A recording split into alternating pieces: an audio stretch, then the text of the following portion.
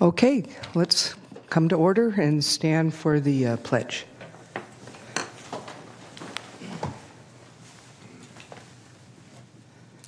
I pledge allegiance to the flag of the United States of America and to the republic for which it stands, one nation, under God, indivisible, with liberty and justice for all. All right, thank you and welcome. So the clerk reads the first item, is that correct? Well, let me start with the roll call, Gotcha. and then I'll move to my the clerk's statement, and then we can move on from there. Great. Okay, thank you. Member Chairperson Walton? Present. Desmond? Here. Frost? Here. Jones? Present. Liebig? Here. Murphy? Here. And you have a quorum. This meeting of the Sacramento Local Agency Formation Commission is cablecast live on Metro Cable 14, the local government affairs channel on the Comcast Consolidated Communications and AT&T Uverse cable systems. The meeting is closed captioned and is webcast on metro14live.saccounty.gov. Today's meeting will be repeated Saturday, March 4th at 1 p.m. on Channel 14. The Sacramento Local Agency Formation Commission fosters public engagement during the meeting and encourages public participation, civility, and use of courteous language. The board does not condone the use of profanity, vulgar language, gestures, or other inappropriate behavior, including personal attacks or threats directed towards any meeting participant. In compliance with the directives of the County, State, and Centers for Disease Control and Prevention, the meeting will be live streamed and open to public attendance pursuant to health and safety guidelines. The practice of social distancing and wearing of a face covering mask or shield is recommended for the health and safety of all persons participating in person during the meeting, although it is not required. Seating is limited and available on a, each speaker will be given 2 minutes to make a public comment and are limited to making one comment per off-agenda item. Please be mindful of the public comment procedures to avoid being interrupted or disconnected while making your comment. To make a comment in person, please fill out a speaker request form and hand it to the clerk's staff. The chairperson will open public comments for each off-agenda item and direct the clerk to call the name for each speaker. When the clerk calls your name, please come to the podium to make your public comment. If a speaker is unavailable to make a comment prior to the closing of the public comments, the speaker waives his request to speak, and the clerk will file the speaker request form in the record. To make a public comment by phone, dial 916-875-2500 and follow the prompts to be placed in queue for specific agenda item. Clerk staff will transfer each caller into the meeting. You may be on hold for an extended period of time, and your patience is appreciated. To make a comment on an item not on the posted agenda, please dial 1111. You may send written comments by email to boardclerk@saccounty.gov. Your comment will be routed to the board and filed in the record. If you need an accommodation pursuant to the Americans with Disabilities Act or for medical or other reasons, please see clerk staff for assistance or contact the clerk's office at 916-874-5451 or by email at boardclerk@saccounty.gov. Thank you in advance for your courtesy and understanding of the meeting procedures. Thank you, and that concludes the clerk's statement. Okay. Moving on to item 4-1. And actually, Chairperson Yes. Wilton, I would like to respectfully ask that we leave the off-agenda public comment queue open. The agenda is kind of different from our call queue, so I was just wondering if we could leave it open to the end of the meeting, if you would be okay with that, Mr. Enriquez, to allow the public to make public comments. It's just a little bit of we have to get used to the little bit different system with the agenda and our public call system, so. To have them make comment On off-agenda matters. at the end or on all agenda matters? At the end, if that's okay. Yep. Okay, thank you. So, Section 5, your consent matters, items 1 through 5. Madam Chair, I move consent. Second. If I could just note a correction on the resolution for Supervisor Cerna, the chair's name is misspelled. Spell correct, I'm sure got that. Where is that? Thank you. And we'll correct that when we complete the executed materials. So I have a motion by Member Jones and a second by Member Desmond. Please vote. And you have a button on your screen that you can press. And the motion for the consent matters 1 through 5 carries by unanimous vote.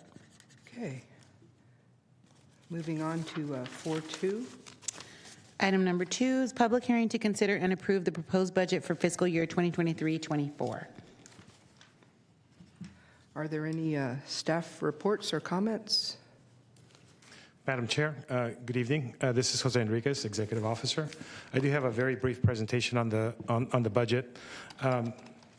Basically, it's the budget is just a minor adjustment from the current budget year to be about projected to be about 4% higher, but everything is pretty much trending normal. In terms of the overall impact, the expense total is about $1,075,866, which is approximately $31,000 higher than the current year's budget. But your budget will basically accommodate 3 staff members, which would be your executive officer, plus 2 analysts, consistent with your action last month in approving converting the clerk position into an analyst role. And in addition, it also contains an adjustment or a contract costs for contracting with the county clerk of the board's office to be your clerk services for your meetings. I'll direct you to attachment A, which you will notice that several items are zeroed out. And what I'm doing basically is I'm consolidating costs under appropriate general ledger items.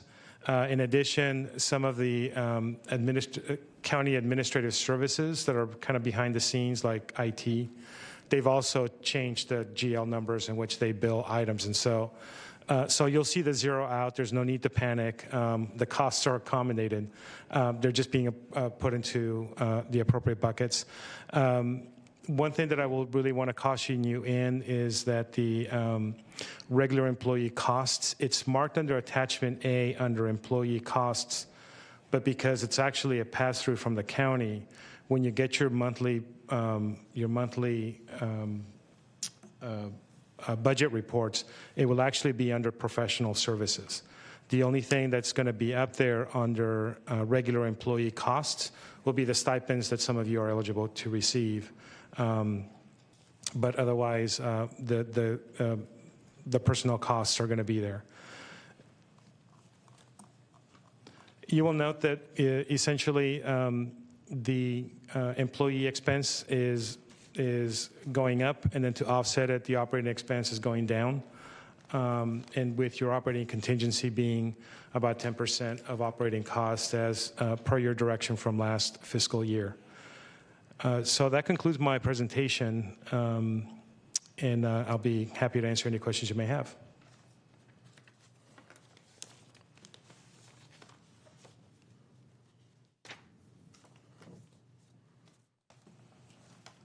Okay, well, with that, we'll close comments and move on to the next item, 4-3. Chairperson Walton, do we have to take a vote on this item? Yes. Okay, Yeah, excuse me. actually, you should probably Just on open it all up of for any them? commissioner comments. Okay. And then public comment, So and are- then vote on it. Gotcha, sorry. Are there any commissioner comments on this item?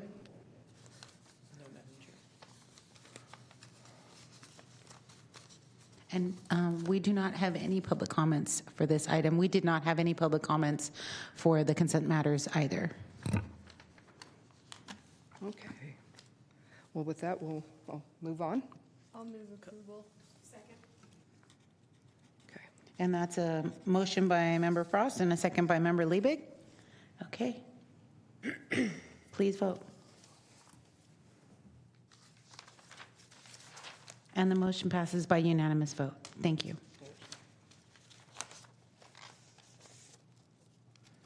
Okay, moving on to item number 7 is a presentation of the Sacramento Local Agency Formation Commission Audit Summary for fiscal year 2021-22, and I believe Mr. Blonda is in Zoom, and he will be giving a presentation.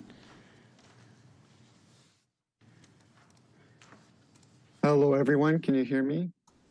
Yes. Perfect. And Alma, I think I got an email from you earlier that you will be moving the PowerPoint presentation and that I'll need to direct you. Is that still going to happen?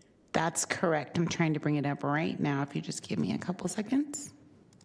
Thank you. Okay, you should be able to see it on your screen now. Perfect. So my name is Spencer Blanda, and I am one of the staff auditors at James Marta and Company. And I will be giving you a quick overview of the audit results for the fiscal year ending June 30th, 2022. Next slide, please. So basically, an overview of this presentation, we'll discuss the communication with those charged with governance, and then we'll go over the actual audit result itself and what our opinion was, and then we'll talk about the independent auditor's report on internal control and compliance. Next slide, please. Perfect. So the first communication I want to discuss is the communication with those charged with governance. Next slide, please.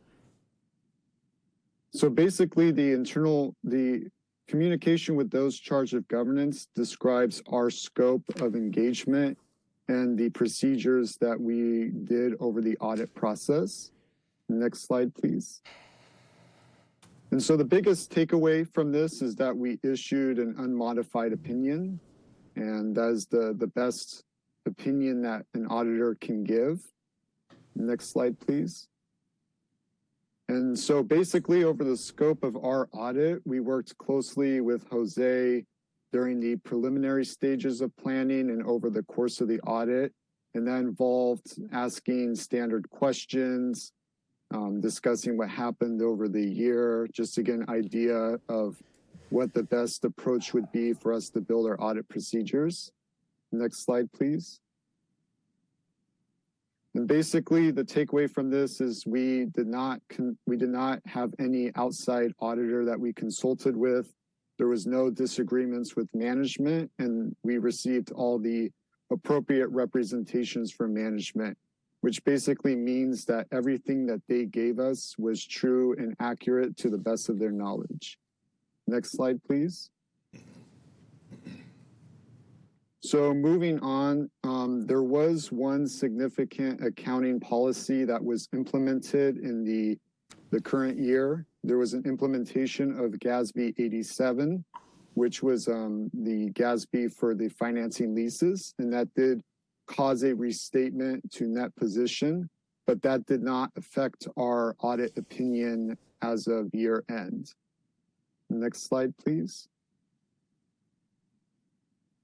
And so this just basically describes our overview of our audit procedures. We gained an understanding of the entity's internal controls, and that helped us to design our procedures for year end. Next slide, please. And so basically the takeaway is there was no findings that we noted, there was no issues, and that's good. That helps us to, that means that the opinion that we gave, it helps for us to build our opinion. Next slide, please. And so now I'm going to discuss our audit opinion. Next slide, please. Basically on pages 1 and 2, you'll find the audit report, and we issued an unmodified opinion, which again is the best opinion that an auditor can give. Next slide, please. I want to briefly discuss what happened over the year. Basically, for the statement of net position, total assets saw an increase of $24,000 from the prior year, and total liabilities saw a decrease of $200,000 from the prior year. And overall net position had an increase of $224,000 from the prior year. Next slide, please. And for the statement of activities, total revenues increased $27,000 from the prior year. Total expenditures decreased $41,000 from the prior year. And there was an overall change. Net income had a change from prior year of $69,000. And there was also that change with the net position in terms of the GASB 87 implementation. Next slide, please. And so basically, with our report over the internal controls, there was no findings, no issues of non-compliance. identified, no significant deficiencies identified, and no material weaknesses identified either. And so basically that means that there's good sound controls in the business office. Next slide, please. And I wanted to end this presentation by thanking Jose and Diane for their help over the audit process. And we really appreciate all the hard work that they put into getting us everything that we needed to form our audit opinion. And with that, I will leave it up to any questions from anyone.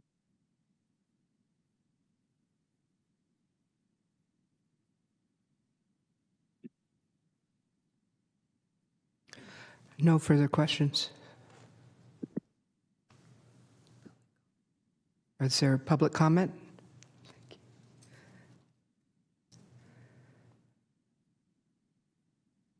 No, we do not have any public comments. Is there a motion? Do we need to approve the audit? Approve or receive the results of the audit. Move that we approve receiving the audit. Second. Okay, a motion by Member Frost and a second by Member Liebig. Please vote. And the motion carries by unanimous vote. Thank you.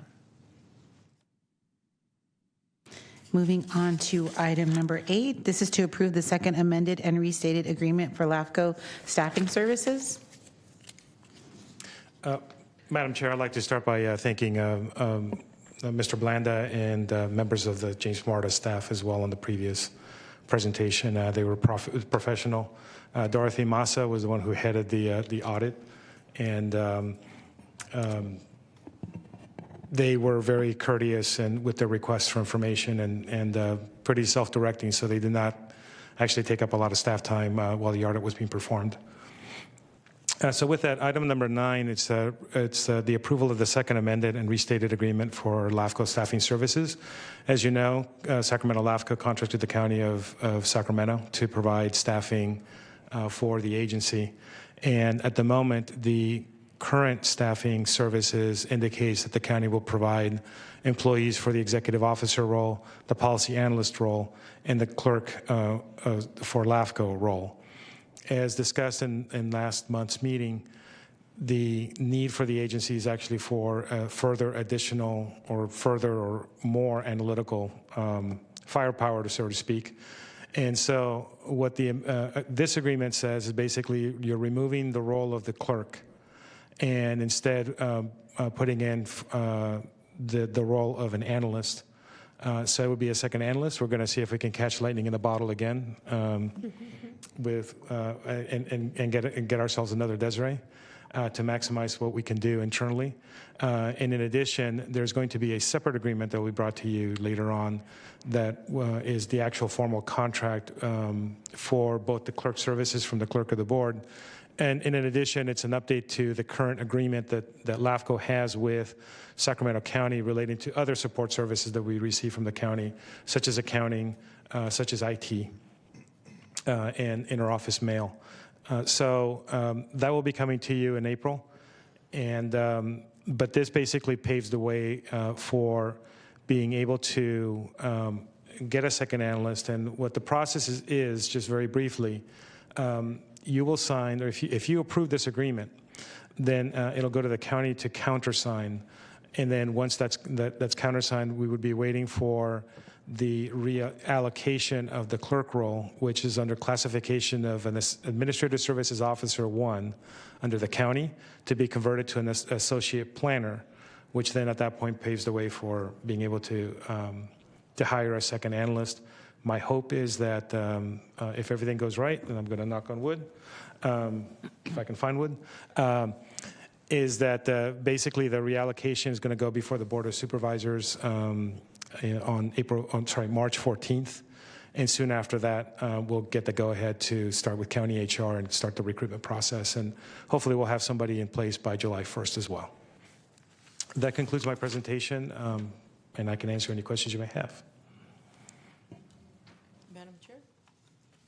Hi. Yes. I would, on behalf of my fellow commissioners, I'm sure they feel the same way. We'd like to thank you for your direction and leadership in evolving this commission so that we can do the maximum amount of work in the most efficient manner. So personally, I want to thank you very, very much for doing that.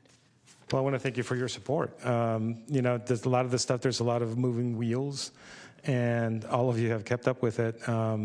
And you were able to provide both guidance and support in this endeavor. Madam Chair, Yes. I'll make the motion that we approve the second amended and restated agreement for LAFCo staffing services and authorize the chair to sign the agreement. Second. Thank you. Oh, okay, so touch that. Commissioner Frost? Thank you, Madam Chair. Well, I was going to say the same thing as Commissioner Jones. I wanted to thank you, Jose, for the thoughtful way that you maximized the benefit of without having, I know it was a little bit more expensive on the budget, but you really, I thought it was pretty intelligent the way you figured that out, how we could maximize get our money's worth and get the job done. I know you're challenged and there's a lot going on at LAFCo, I guess. So thank you for the way you approached that. Commissioner Liebig?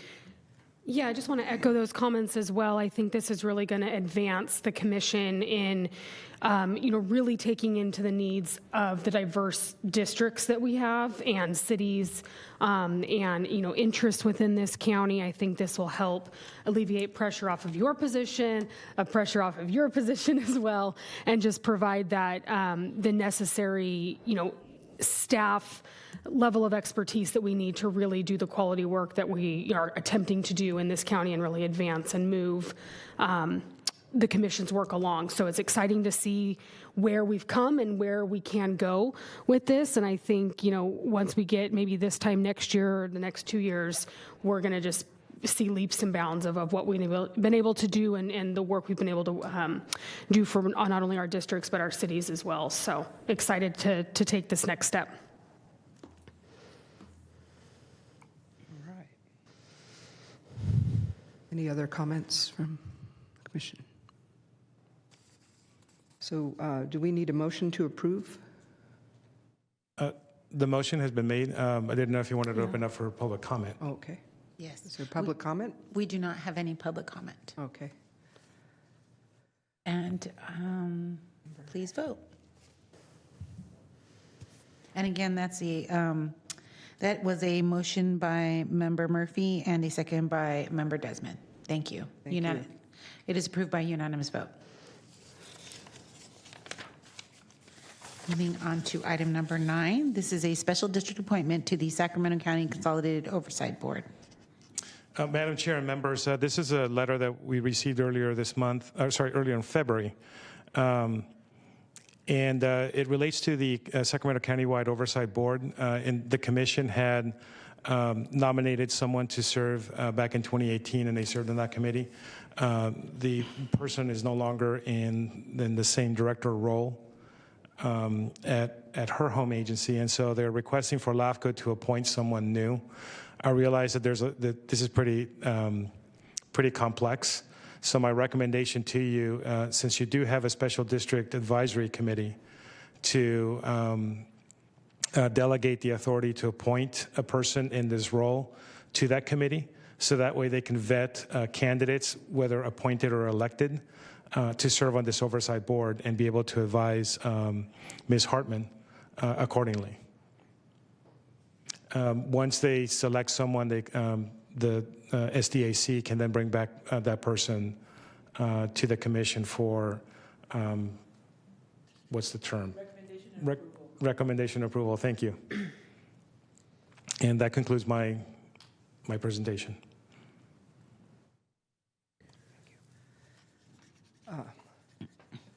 Commissioner Liebig? Question on that. So because Jeff Fry is currently the alternate, is he going to serve in that capacity until a new person is appointed? And then are we having the SDAC potentially appoint a new sitting rep and an alternate, or using, I mean, That is correct. So the committee is not going to be without a voting member. Mr. Fry will continue to serve as the alternate Okay. and be able to vote until you recommend someone, whether it be him in the permanent role and appoint someone new as an alternate, or keep him as the alternate and appoint someone new in the alternate, whichever the SDAC Gotcha, okay. recommends. Then at that point we can provide that name Okay. to that individual as the LAFCo appointee. perfect. Commissioner Jones? Thank you, Madam Chair. Just a quick advisory here that our next meeting isn't for a few months. So there will be ample time for SDAC for us to informally get this word out and to formally send out this letter to our membership. But our next, the end of May, I believe. So this isn't going to be a real quick turnaround, but Lindsay and I are on it. So thank you. All right, are there any more questions from the commission? And public comments?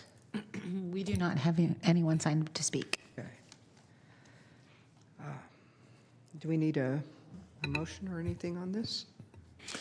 You'll want to move it to delegate it to the SDAC for review and recommendation.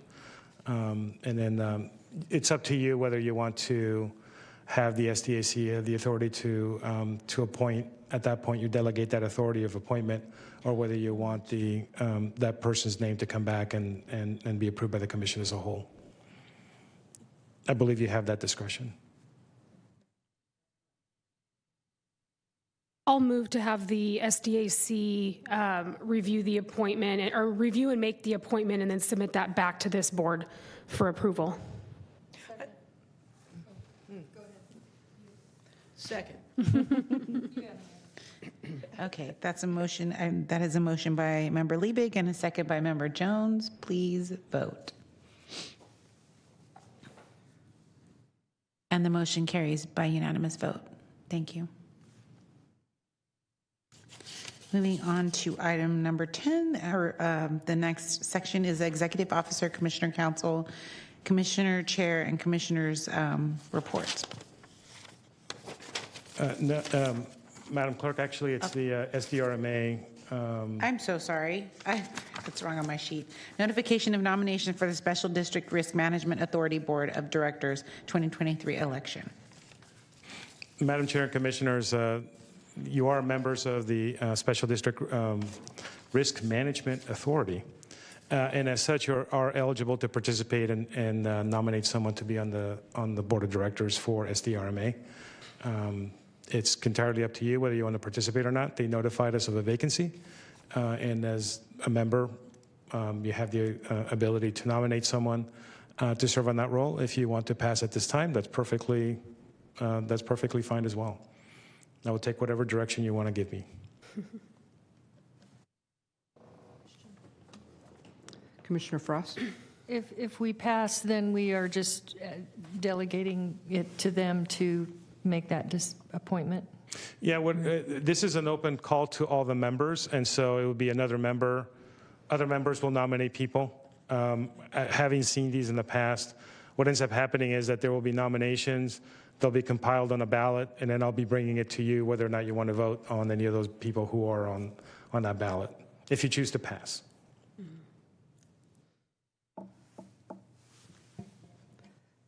Commissioner Liebig? Have we had anybody participate in recent years or even past years that you're aware of? Not that I'm aware of, Okay, no. just curious. In the previous life, that commission passed as well, so nominating someone. So. Through the chair. I can't Oh, dial up. Well, Commissioner Liebig, are you interested? Or? No. Okay, I guess that's I was more just out of sheer curiosity. I need one more board to do, like the rest of us, so. My family would go. My other question. We would have an appointee. How long has it been since Ron Greenwood was on the board here? Gay, I looked at Gay. She's the In the interest keeper of the flame. SDRMA, et cetera, it has been more than a couple of years.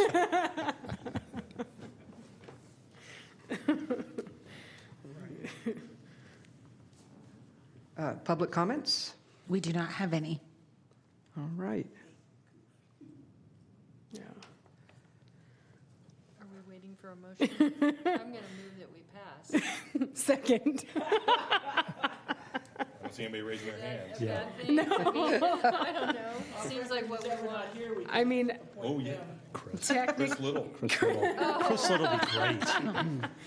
Hope he won't. I mean, technically Chris, you would be speaking, great. the nomination deadline's not till May, so if anybody has a burning desire between now and our April meeting, we could do that if somebody decided, yeah. It's true, you could notify your executive officer, and I'll put it back on the agenda. I mean, but yeah, I don't foresee anybody wanting to do But we need to lighten your load, and if anyone's interested, they can contact Jose directly, and we can move forward. Is that how you, yeah, that's Yeah. we can do that. I can withdraw that motion, and we can just say if anyone's interested, contact Jose, otherwise Yeah, it sunsets, the It's- opportunity sunsets. good word, good word. Please let Chris Little know. Yeah. You can tell him you nominated him. So you're withdrawing the motion? Yeah. Okay. I withdraw the motion. And we're requesting that, If you are interested, I would need to know by the first half of April so that I can put it on the agenda for May. Thank you, EO. So noted. We appreciate it. So noted. okay. And now we are on the section for Executive Officer, Commission Council, questions and announcements. I do have an announcement. I was hoping to have them by today, but I realized I'm missing a critical component. I'm making a flash drive for all of you called Commissioner Resources, and it will basically have, among other things, the Brown Act, a primer on the Brown Act, the FPPC, your policies and guidelines, your org chart, a calendar of commission meeting dates, basically things that staff has compiled that might be useful as a reference guide for you. One of the things that I realized that I should probably include in here that I don't have yet is a roster and contact information for all of you. So in the next day or so, I'm going to send you an email requesting a few pieces of information. Most of it will be pretty standard. There might be something peculiar in those requests, such as if you are a member of, let's say, an airline club, like, for example, Southwest has Rapid Rewards. I know all the airlines have some kind of accounts. To let me know what that account is, so that way if we're ever making any flight arrangements for you, we'll have that information already handy that we can provide to the travel office. But for the most part, it'll be the name, the phone number that you prefer to be contacted by, same thing with the email address. And so it'll have the roster for all of the commissioners plus the alternates. In addition, it'll also have council's contact information and my contact information. So if you're ever looking for someone, they'll have it. What I'm going to do is I'll give you your own flash drive, and just request that either at the last meeting of the year or the first year of the meeting of the year, to bring it back so that I can take it back to the office, update as accordingly, and then bring it back to you. In addition, we will eventually also start putting in the MSRs, the latest municipal service review for all the agencies as well, so that way you have them in there as background information. Again, the intention is to just be able to give you as many resources so you can be successful on this commission as possible. So that concludes my piece. I didn't know if council had any announcements. I have a quick question through the chair. We talked about having a list of potential projects that are an ongoing list that maybe gets updated periodically, not a burden on you, but how will that be communicated to us? Yeah, actually, I was hoping to have it ready for this packet, but it'll actually be part of your commission packet every month.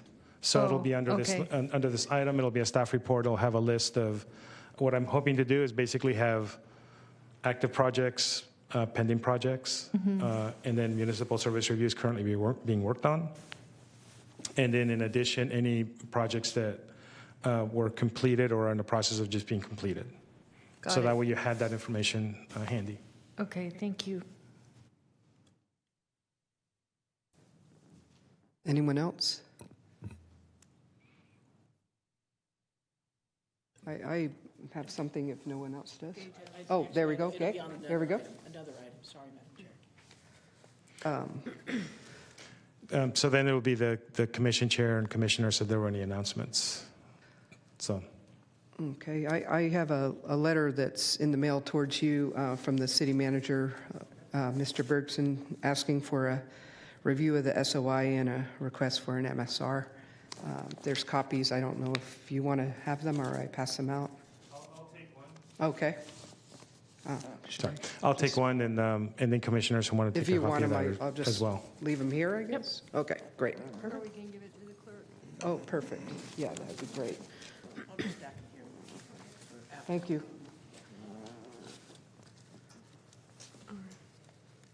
All right. And then, did you want to give the report, Gay, on our meeting earlier? Go ahead. Okay.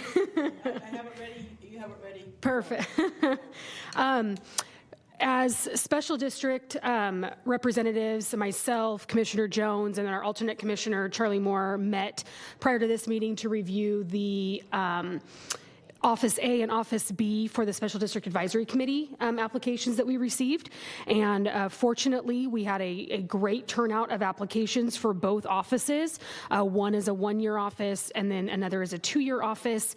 We were able to seat all of those that applied in the various offices, and we'll have a strong representation from all of our various types of special districts to be able to bring before you as a formal recommendation at the April meeting. So you'll be able to see who those people are, what districts they're representing, and we'll get those seated in time for our next SDAC meeting at the end of May.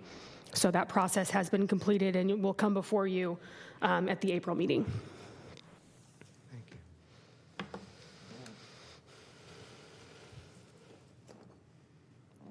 Anything else? Chairperson Walton, I'd just like to announce that we did not have any off-agenda commenters, so no one signed up to speak. Okay, Thank you. So with that, we'll adjourn the meeting.